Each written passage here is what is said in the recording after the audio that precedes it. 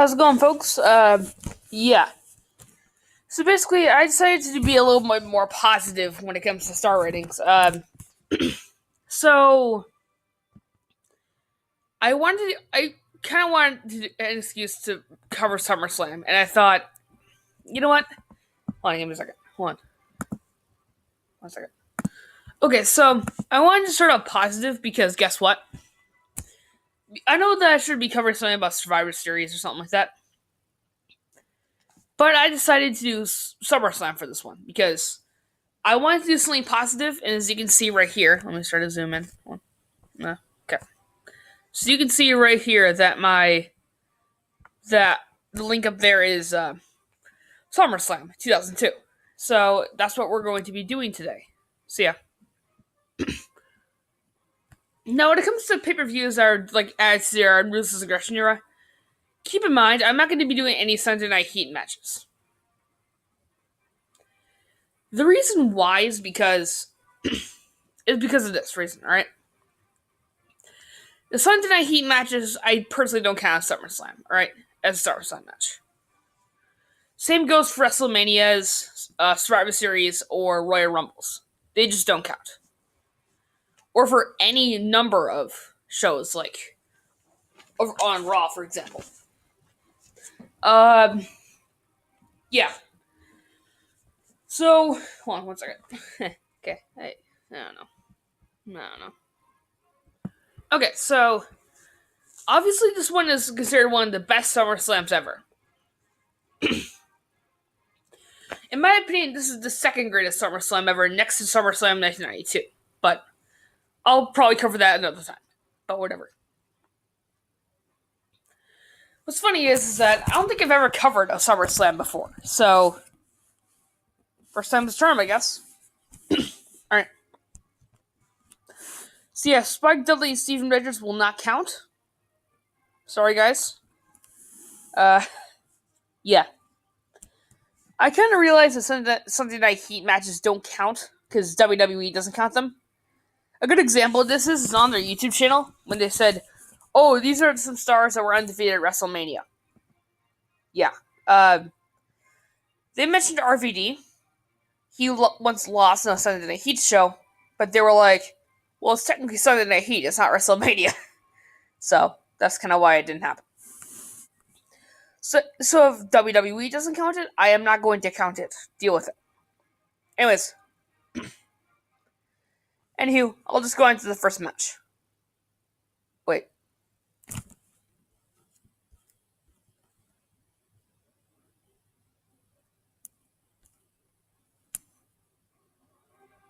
What? An actual good match?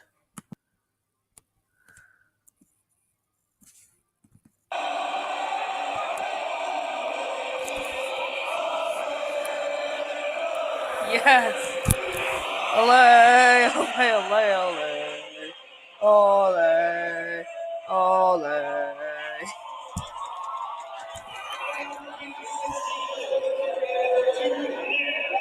ole. This was one of the best matches of the night. Okay. Third best match of the night right here. Okay. This match was just fantastic, alright? Kurt Angle and Rey Mysterio. Okay.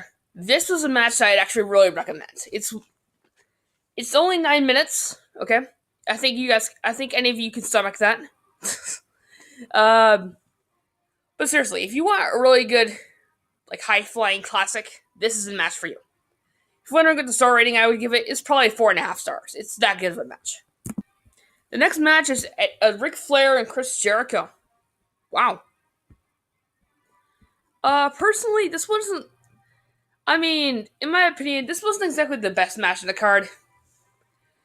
I mean, if this match took place about 10 years later, or 15 years later, I don't know,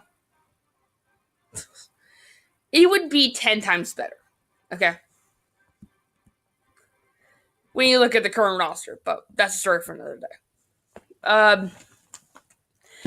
But when you look at the roster at that time, it's like, yeah, it's not really that great. There's this one big moment that you may see on you may have saw on WWE Top 10 where Jericho stole the figure four leg lock. That's really all that people remember of it. It's it's kind of forgotten, but I would actually recommend it. I would give that one 3 stars or 3.5 stars or hold on, three fourths is what I would give it. So here's the next match for you, and that is Edge and Eddie Guerrero. Okay. Granted, this match was really good. Okay. Was it better than Flair and Jericho? Yeah, it was. When I first watched it, I was like, I mean, it's 11 minutes. Okay. So personally, this is just my personal opinion. When you look at what Edge and Eddie would do, it seems like a far cry, but it's an okay match, all right? Both men had an okay showing, all right? I actually give this one pretty much the same as Flair and Jericho, which is 3.5 stars. 3.75 stars, I mean. Okay. So yeah, the next match is... Hold on. Are you freaking serious?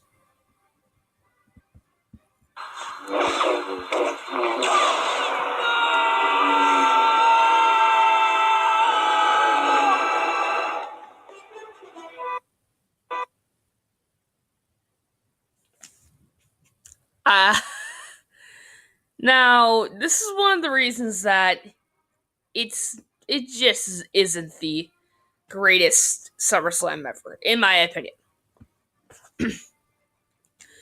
Granted, the reason that I do like SummerSlam, even though I'm not British, I'm American. The reason I do like SummerSlam is because of the reaction that the Bulldog got at the end. And, well, even though this is the second greatest SummerSlam, in my opinion, the Un-Americans beat a WWE Hall of Famer and a future WWE Hall of Famer. Does that make any sense to you? Granted, it did have Christian in there. Then you had this guy. Does anyone know who Lance Storm is anymore? Sheesh Louise. Okay, then we did have a pretty good match between RVD and Chris Benoit. Honestly, I'd actually give this one a... I was wondering what the Un-Americans versus Booker T and Goldust was. It's not terrible. I'd give that 2 stars. It's not terrible, but whatever. It's not terrible, but it's not going to set the world on fire. RVD and Benoit definitely set the world on fire. This match is actually really good, alright? I will say that it is better than Angle, Jericho, and Eddie, so... This one I actually give 4 stars. Just saying. That's just me. 4 stars. Simple. Okay, let's just see who the Undertaker's opponent is. Oh my goodness. Oh my goodness. No!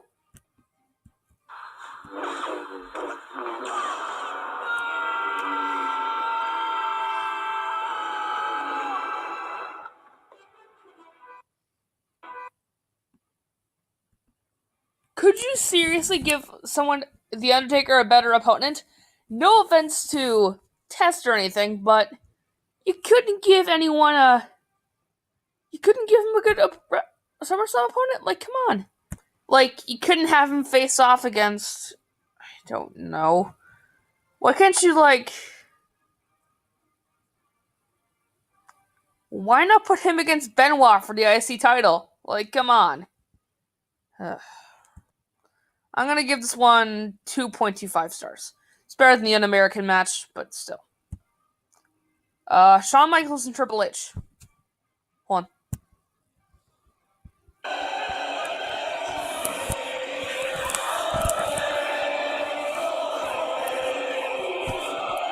Ole, ole, ole.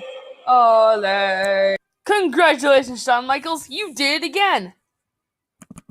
5 stars. Obviously, it's going to be 5 stars. Rock versus Brock. Who wins? Brock. 4.75 stars. Ciao.